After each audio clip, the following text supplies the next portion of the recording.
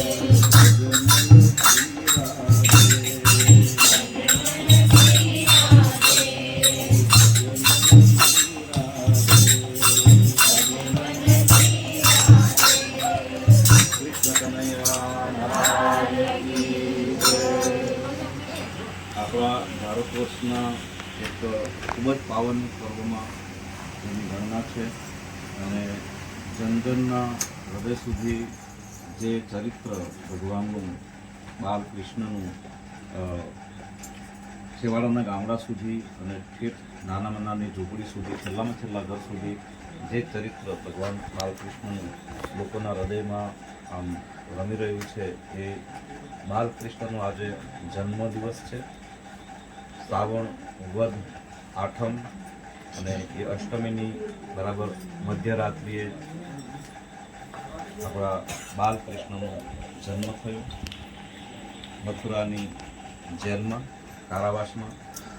અને ત્યાંથી પછી નંદ બાબા એમની જ કૃપાથી, એમની માયાથી એમને નંદ બાબાને ત્યાં લઈ જાય છે અને આ રીતે યમુના પાર કરીને મધ્યરાત્રિએ ગોકુળમાં નંદ બાબાને ત્યાં એમને પહોંચાડવામાં આવે અને પછી ત્યાં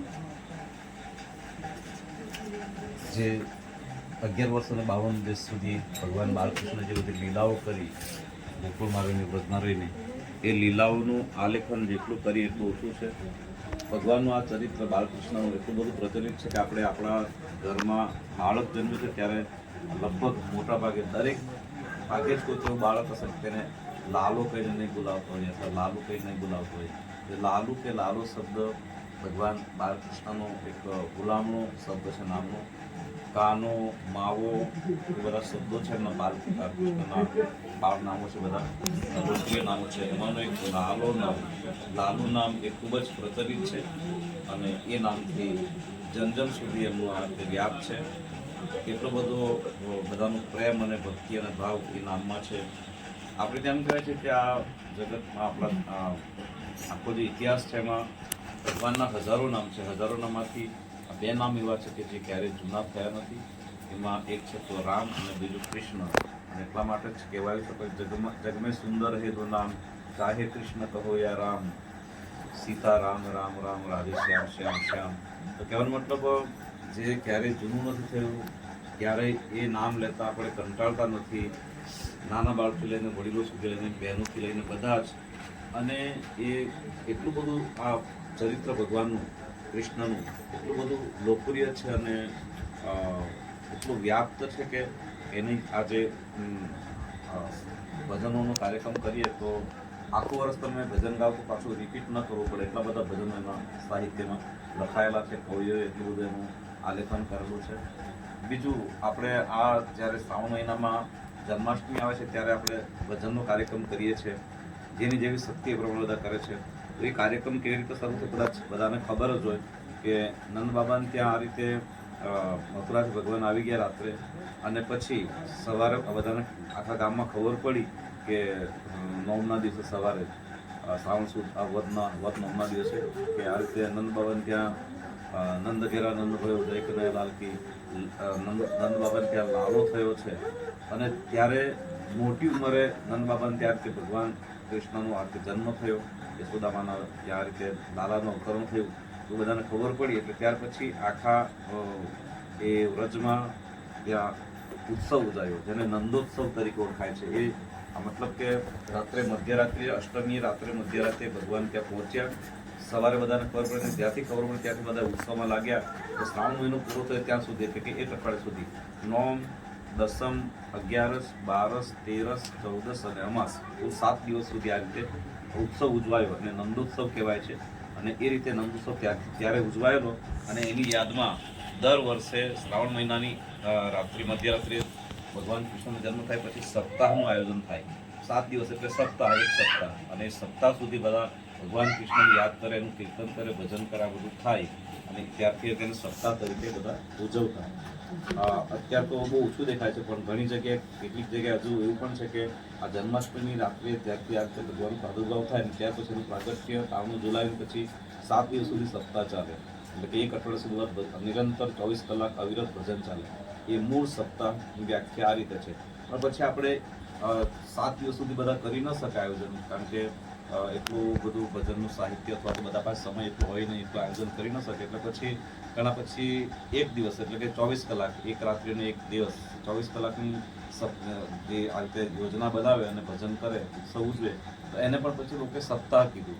ઘણા ફક્ત 12 કલાક કરે, એને પણ સપ્તાહ તરીકે છે. હમણાં તમે જઈને આવ્યા તો કલાકમાં ખાલી 6 કલાક જેટલું ભજન કાર્યક્રમ છે, એને પણ સપ્તાહ કે સપ્તાહ બેસાડી છે. મૂળ સપ્તાહનું મિનિંગ આવો છે કે 7 દિવસ સુધી ભજનનો કીર્તન સંલગ્ન થાય અને એને સપ્તાહ કહેવાતી, જે નંદોત્સવ તરીકે ઉજવાયેલી ત્યારે ભગવાન કૃષ્ણના જન્મ પછી. અને એ પરંપરામાં બધા રીતે એને બચતા આવેલા. આ પરંપરામાં આજે આપણે કેટલાય આખો વાપરમાં આ ઘટના બની અને પછી ગણિતમાં 5000 વર્ષ પૂરા થઈ ગયા ત્યારે પણ આપણે એટલા જ પ્રેમથી, એટલા જ ભાવથી ભગવાનને આપણે આ રીતે યાદ કરીએ છીએ. એના જન્મ દિવસ, જન્મની મધ્યરાત્રિ આપણે એને પારણે ઝુલાવીએ છીએ. તો આ કે જેવી તેવી લીલા નથી ભગવાનને, ભગવાનની જેવી તેવી પ્રભુતા નથી આખી. કેટલા સમય પછી પણ આપણે આ રીતે એમને આટલા લાડથી, આટલા પ્રેમથી, આટલા ભાવથી અને ભક્તિથી યાદ કરીને એનો ઉત્સવ મનાવીએ છીએ. તો એ ઉત્સવ મનાવીએ છીએ તે પાછળ એની પાછળ આપણે એક વસ્તુ એ પણ છે કે આપણે ઉત્સવ મનાવી શકીએ છીએ એ એટલા માટે મનાવી શકીએ છીએ કે એની ખૂબ કૃપા આપણા પર છે. તો આપણે ઘરમાં બેસીને આજે જન્માષ્ટમીની આ રાત્રે યાદ કરીને તો કેટલા ઘણા બધા સૂઈ ગયા હશે, કેટલાય લોકો સૂઈ ગયા હશે. આપણે કીર્તન કર્યા છે જન્માષ્ટમીના પર્વે, ભગવાનને એનું સ્મરણ કરીને એનું કીર્તન કર્યા છે, ભજન કરી રહ્યા છે. રાત્રે મધ્યરાત્રે પાવનું ઝુલાવીશું, શું કહેવાય, નંદ ઘેરા નંદભાઈ જય કનૈયા લાલ કે આપણે એ રીતે કરીશું. તો આ રીતે બધું આપણું સ્મરણ એમને થઈ શકે નહીં. ભગવાનની આપણા પર વિશેષ કૃપા હોય તો જ આ થઈ શકે. રામચરિત માનસમાં એવું કહેવાય છે કે અતિ હરિ કૃપા જાહી પર હોય, પામ દેવી એવા મારસ હોય. ભગવાનની કૃપા બધા પર છે, ભગવાનની કૃપા છે તો જ આપણે બધા માણસ તરીકે જન્મેલા છીએ. પણ ભગવાનની જ્યારે વિશેષ કૃપા થાય ત્યારે આવું આપણે કાર્ય કરી શકીએ. તો ભગવાનની વિશેષ કૃપા આપણા પર છે. એટલે આજે આ શ્રાવણ માસમાં વદ આઠમના દિવસે જે વસુદેવ બાબા, નંદ બાબા ત્યાં ભગવાનને મૂકીને ગયા અને ત્યાર પછી મધ્યરાત્રે ત્યાં મથુરામાં પ્રાગટ્ય થયું. એ પ્રાગટ્યને ધ્યાનમાં રાખીને આ મધ્યરાત્રે પામનું ઝુલાવીને આપણે એની સ્મૃતિ અને યાદ કરતા હોઈએ છીએ. તો આ રીતે આ ઉત્સવને આપણે મનાવી રહ્યા છીએ એમની વિશેષ કૃપાથી. તો બસ આ વિશેષ કૃપાથી બધા મળ્યા છે. કેટલાક બધા આપણે ક્યાં અહીંયા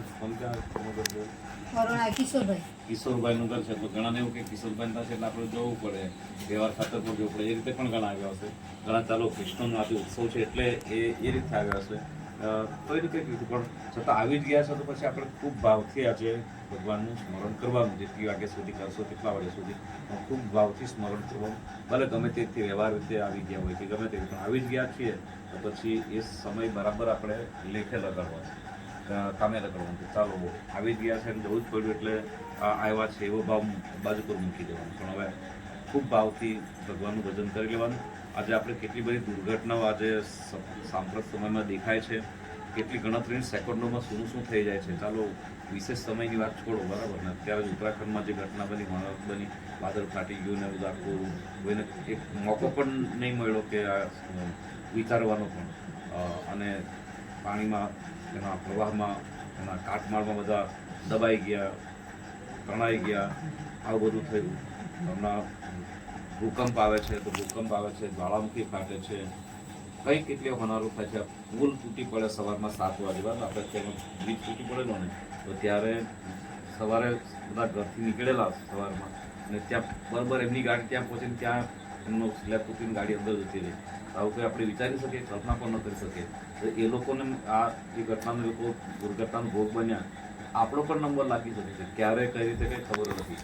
એટલે જે આપણી પાસે સમય છે પછી કરીશું એ કરવા કરતાં આપણી પાસે આ સમય છે, મોકો મળી ગયો છે, એ મોકાને આપણે બરાબર સાચવી લેવાનું. ખૂબ ભાવથી આજે 2 કલાક, 4 કલાક જે કે આપણે કીર્તન કરવાના, ખૂબ ભાવથી ભગવાનને ભજી લેવાના. એ જ આપણી સાચી મૂડી છે, સાચી સંપત્તિ છે. આપણા આ સમયનો સારામાં સારો સદુપયોગ છે આપણો. અને આટલું કરી શકીશું તો ઠીક છે. નહીં તો ઘણાને એમ કે પછી કરીશું, આવતા વર્ષે કરીશું, કોઈક વાર કરીશું, બીજી જગ્યાએ કંઈક હશે ત્યાં જઈશું, ગણેશ ઉત્સવમાં કંઈક કરી લઈશું, આવું બધું વિચારતા હોય તો એ વાત ઠીક નથી. એમાં મતલબ સુરદાસ જેવા સંતે ચેતવણી પણ હતી. ઘણા તો એમ કે આ જન્મ નહીં થાય તો આવતા જન્મે કરીશું, એવી પણ વાતો કરતા હોય છે. તો સુરદાસ જેવા મહાપુરુષે ચેતવણી આપતા હોય કે એવી વસ્તુ લખેલી છે કે જનની તેરી તુજે જી, સાવધાન થઈ જા, ખબરદાર, તારી માં તને ક્યારેય જન્મ નહીં આપશે. જનની તેરી તુજે ફિર ના જનેગી. તારી માં તને ફરી પાછો જન્મ નહીં આપશે. જેમ કહે છે કે હું આવતા જન્મ કરી લઈશ, અત્યારે નહીં થાય તો વાંધો નથી, પણ એ તું બ્રહ્મા રહીશ નહીં. મહાપુરુષે આપણને ચેતવણી આપતા એવું લખ્યું છે સુરદાસજી જેવા સંતે કે જનની તેરી તુझे ફિર ના જનેગી. કારણ અબ ના બની તો ફિર ક્યા બનેગી, અબ ના બની તો ફિર ક્યા બનેગી. તો હમણાં જ કરી શક્યો નથી તો પછી કરી શકે એની કોઈ ખાતરી થોડી છે. એટલે ભૂલમાં રહીશ નહીં, તારી માં તને પાછો જન્મ નહીં આપશે. ના સતસંગ હીરા જન્મ તુને બિરથા ગવાયો. આ અનમોલ માનવ જીવન તું વ્યર્થ ગુમાવી રહ્યો છે. સુરદાસજી જેવા સંત ચેતવણી આપે કે હીરા જન્મ તુને બિરથા ગવાયો. ના સતસંગ કીન્હો ના હરિ ગુણ ગાયો. સત્સંગ કોઈ જગ્યાએ સાંભળ્યો નહીં, સત્સંગ કર્યો નહીં, કોઈ સંતના સંગમાં ગયા નહીં, કોઈ સારું કામ કર્યું નહીં. ના હરિ ગુણ ગાયો, ભગવાનનું નામ લીધું નહીં, કીર્તન કર્યું નહીં, કઈ ભજન કર્યું નહીં. ના સત્સંગ કીનો ના હરિ ગુણ ગાયો. તો જનની તેરી તુझे ફિર ના જનેગી, અબ ના બની તો ફિર ક્યા બનેગી, અબ ના બની તો ફિર ક્યા બનેગી. હમણાં જ નહીં કરી શકી તો પછી કરીશું એની કોઈ ખાતરી ગેરંટી કોઈ છે નહીં. અને એટલા માટે આપણી પાસે આવો રાઈટ ટાઈમ મોકો મળે, અવસર મળે તો ત્યારે એને ઝડપી લેવાનું. આ વિશેષ કૃપાથી પ્રાપ્ત થતા અવસરો છે, એમને મળી જતા નથી. બહુ સીધી સાદી વસ્તુ લાગે, આપણે આવીને બેસી ગયા ને ચાલો આ તો બોલાવ્યા છે જવું પડે, એટલે એવું કશું નથી. વિશેષ કૃપા છે તો કોઈ પણ કારણથી આપણે આવી ગયા છે. અહીંયા જ નહીં, કોઈ પણ સત્કર્મમાં કોઈ તીર્થસ્થાનમાં આપણે પહોંચીએ તો એ વિશેષ કૃપા તો પહોંચી શકે. વિશેષ કૃપાથી મળેલો અવસર વેડફી નહીં નાખવાનો, ટૂંકમાં કહેવાનો મતલબ. તો બસ ખૂબ ભાવથી, હૃદયના ભાવથી ભગવાનને ભજી લેવાના. અને આ બાળકૃષ્ણનું ચરિત્ર મેં કીધું તેમ બહુ જ લોકપ્રિય છે. લોકોના હૃદય સુધી, નાના બાળકથી લઈને વડીલો, માતાઓ, બહેનો બધાને બહુ ગમતું આ ચરિત્ર છે ભગવાન કૃષ્ણનું. તો આ જ એવા આ બે ચરિત્ર એવા છે, એક રામ અને બીજા કૃષ્ણ. તો રામ એ બરાબર દિવસે 12 વાગે જન્મેલા, કૃષ્ણ રાતના 12 વાગે જન્મેલા. આ બંને અવતારોએ આ રીતે જન્મ લઈને આપણને પ્રેરણા આપી છે. રામે બપોરે 12 વાગે જન્મીને એમ કીધું કે હું બપોરે 12 વાગે જન્મ્યો છું, તો બપોરે 12 વાગે તમને ભૂખ લાગે તો મને યાદ કરજો, હું તમને તમારી ભૂખ મટાડીશ, તમને તૃપ્ત કરીશ. બરાબર. કૃષ્ણએ રાત્રે 12 વાગે જન્મી અને એમ સંદેશો આપ્યો, તમને રાત્રે 12 વાગે અડધી રાત્રે કામનાઓ સતાવે, ભોગ વાસના સતાવે તો ત્યારે તમે મારું નામ લઈ લો, મારું સ્મરણ કરજો, હું તમને કામનાઓમાંથી મુક્ત કરીશ, ભોગ વિલાસમાંથી તમને મુક્ત કરીશ, ભગવત નરમાં તમને ઓતપ્રોત કરીશ. તો આ રીતે બંને અવતારોએ આ રીતે દિવસ અને રાત્રે, મધ્ય દિવસ અને મધ્યરાત્રિ દરમિયાન આપણને આપણે એક સંબલ આપ્યું છે. તો બસ આજે આ મધ્યરાત્રિએ ભગવાન શ્રી કૃષ્ણની આ જન્માષ્ટમીએ બધાને ખૂબ ખૂબ શુભકામનાઓ. મને આનંદ પણ થયો કે તમે આ વખતે કેટલું સરસ ગાતા હતા. આ પરંપરા અત્યારના જેમ ભજનો સાંભળે અમને ક્યાંથી ભાગી જાય એવું થાય. ઘણી જગ્યાએ આજે તો થયું છું, બરાબર. તો નથી મજા આવતી. હવે જે કંઈ ભાવથી ગવાય, જેવું આપણને આવડે છે, ને જે એના શબ્દો જેટલા ચરિતાર્થ થયેલા રચનાના શબ્દો છે, એવા શબ્દોને યાદ કરીને કેટલાક કૃષ્ણના ભજનો છે. તો ઘણી જગ્યાએ તો કૃષ્ણનું ભજન હોતું જ નથી, કૃષ્ણ નામનું કંઈ દેખાતું જ નથી, એવું નથી. મેં કીધું કૃષ્ણનું એટલું બધું સાહિત્ય લખાયેલું છે કે 7 દિવસ કે 24 કલાક કે 12 કલાક એવું નહીં, આખું વર્ષ તમે ગાયા કરો તો પાછું ભજન રિપીટ ન કરવું પડે, એટલું બધું સાહિત્ય કૃષ્ણનું છે આખું. એવા ભગવાન કૃષ્ણનું આ રીતે આપણે ખૂબ ભાવથી ભજન કરીએ. બહુ સુંદર ગાતા હતા, મને ખૂબ ગમ્યું. આ રીતે મને ખરેખર ગમ્યું, એટલું શાંતિથી સાંભળવું હતું. મને ક્યાં બોલવાનું હતું, મેં સાંભળ્યું એટલું ચાલતું હતું. તમે બ્રેક લેવડાવ્યું, પણ ખરેખર હૃદયથી પણ સારું લગાડવા માટે નથી કહેતો, પણ બહુ સરસ આ રીતે. નહીંતર ઘણાને હું સારું ગાઈ કાઢું એવો ભાવ હોય છે, ભક્તિ તો કંઈ એવો હોતી નથી એમાં, પણ જુદો કંઈક કરી શકું છું. બહુ સારું કંઈ પેલું વટ પાડવા ખાતર કે બતાવી દેવા ખાતર કે હું કંઈક કલાકાર છું એવા અભિગમ સાથે બધા કરતા હોય છે. તો સારી વસ્તુ એ રીતે નથી, આપણે કરીએ જ છે તો ભાવ. આજે બધાના ભજન જે દેખાય છે, ભજન તો બહુ થાય છે, કેટલા ડાયરાઓ કાર્યક્રમો થાય છે, પણ એમાં જે તે કરે છે ભજનિકો એટલો લાભ કદાચ એને જીવનમાં આધ્યાત્મિક નથી મળતો, કારણ કે બિલકુલ પ્રોફેશનલ ગાય છે. કંઈ બીજું એને કંઈ ભાવ સાથે કંઈ મતલબ નથી. એને કોઈ મતલબ નથી આ ભગવાનના તાદાત્મ્યને પ્રાપ્ત કરવાનો, ખાલી બસ ગાવાનું બસ, અને એમાંથી કંઈ પૈસાનું ઉપાર્જન થાય કે વાહવા થાય કે એવું બધું હેતુ હોય છે. પણ આપણે મૂળ ભજન ભજન કરવાનું મૂળ આશય છે કે ભગવાન એનાથી પ્રસન્ન થવા જોઈએ. અને એ ભજનથી ભગવાન પ્રસન્ન ક્યારે થાય? એવા ભજનથી પ્રસન્ન થાય ભગવાન હૃદયમાંથી નીકળે તો, ખૂબ ભાવ સભર આપણે ગાઈએ તો. બાકી કંઠથી ખૂબ સારું ગાઈ લઈએ એ સારી વસ્તુ છે, પણ છતાં એમાં જો ભાવ નહીં ભળે, એક પ્રેમ ભાવ જો એમાંથી સાથે નહીં પ્રગટે તો ભગવાનને કદાચ ભગવાન એ ઓછું સ્વીકારે, 100% નહીં સ્વીકારે. જેમ મીરાબાઈ એ ભગવાનને પોકાર્યા તો મીરાબાઈ ખૂબ ભાવથી પોકારેલા, નરસિંહ મહેતાએ પોકાર્યા તો ભગવાનને ખૂબ ભાવથી પોકારેલા. મીરાબાઈએ તો એવો ભાવ રજૂ કરેલો છે એટલે બધા એને ઠુકરાવી. ત્યારે દ્વારકામાં આવીને પછી દ્વારકાધીશની આવી સામે આવીને મીરાબાઈએ જે ભાવ વ્યક્ત કરેલો, મને બધાએ છોડી દીધી છે, હું તારી પાસે આવી છું છે એટલે તો તું પણ મને છોડી તો મને વાંધો નથી. અને એ ભાવમાં એમણે ગાયેલું, કારણ કે તું મને છોડી દેશે તો તારો અધિકાર છે, ભલે છોડી દેજે. અને એમ કીધેલું કે જો તુમ તોડો પિયા મેં નાહી તોડું રે, ભલે તું મારી સાથે નાતો તોડી નાખીશ, સંબંધ નહીં રાખે, મને કોઈ વાંધો નથી, તારો અધિકાર છે, તું ભલે તોડી નાખે. જો તુમ તોડો પિયા પણ મેં નાહી તોડું રે, હું તારી સાથે નાતો તોડી શકું એમ નથી, કારણ તોરી પ્રીત તોડ કૃષ્ણા कौन संग जोड़ूं, कौन संग जोड़ूं. तो जो तुम तोड़ो पिया मैं नाही तोड़ूं रे, तोरी प्रीत तोड़ कृष्णा कौन संग जोड़ूं, कौन संग जोड़ूं. ભલે તું મારી સાથે નાતો તોડી નાખશે, મને કોઈ પ્રોબ્લેમ નથી, પણ હું તારી સાથે નાતો નહીં તોડું, કારણ કે તારી સાથે નાતો તોડીને હું જાઉં તો બીજે ક્યાં જાઉં? મારે તારા સિવાય બીજો કોઈ સહારો નથી, આશરો નથી. તો એક નરસિંહ મહેતાએ પણ એક ભાવ રજૂ કરેલો છે કે પંચતત્વ કા બન્યા એ પિંજરા. આ શરીર આપણું 5 તત્વોનું બનેલું છે. માટી જંગલ કી એ ભાઈ, માટી જંગલ की, भाई भतीजा तेरा कुटुंब कबीला, भाई भतीजा तेरा कुटुंब कबीला, सगाई स्वार्थ की हो राम, खबर नहीं कल की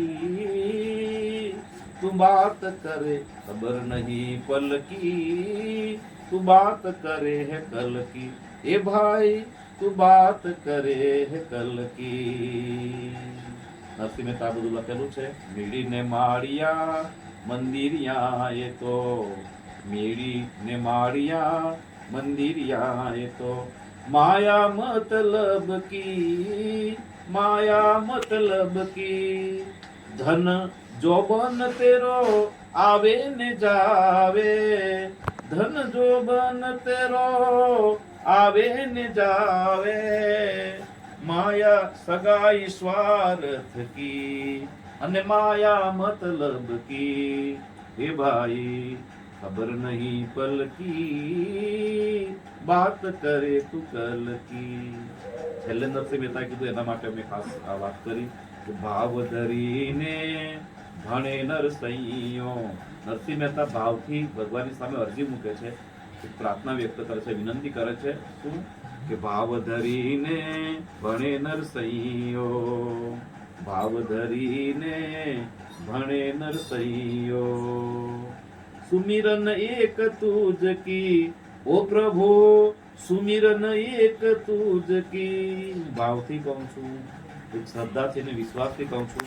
બસ મારે બીજું જગતમાં મારી પાસે બીજું કંઈ છે નહીં, એક જ કામ છે મારું, એક જ વસ્તુ મારી છે, એક તારું સ્મરણ, એટલું જ હું કરી શકું.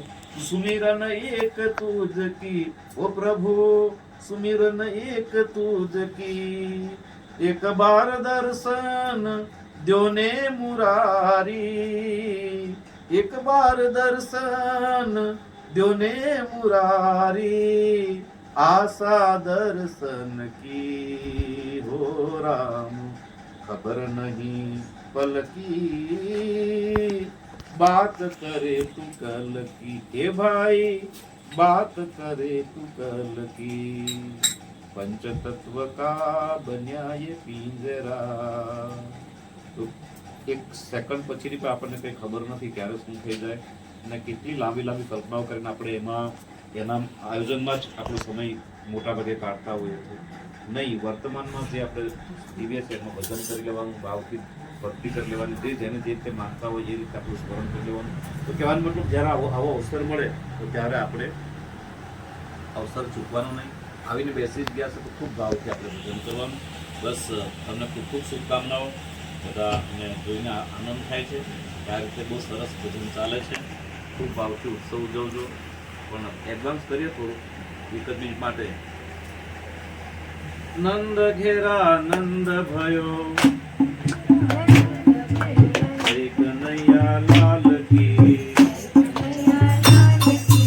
નંદ ઘેરા નંદ ભયો, જય કનૈયા લાલ કી.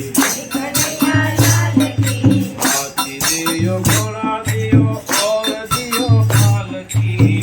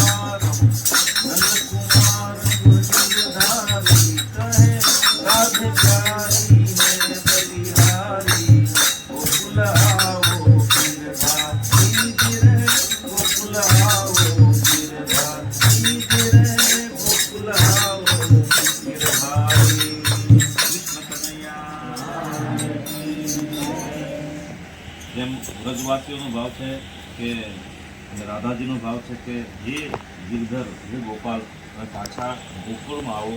તો આપણું હૃદય પણ ગોકુળ છે, આપણું તન પણ ગોકુળ છે. બસ ભગવાનને પ્રાર્થના કરી કે અમારા તનમાં, અમારા હૃદયમાં ગોકુળ સમજીને તમે પાછા પધારો, પ્રગટ થાઓ, અમને અનુભૂતિ આપો, અમારા પર ખૂબ અમારા પર કૃપા વરસાવો.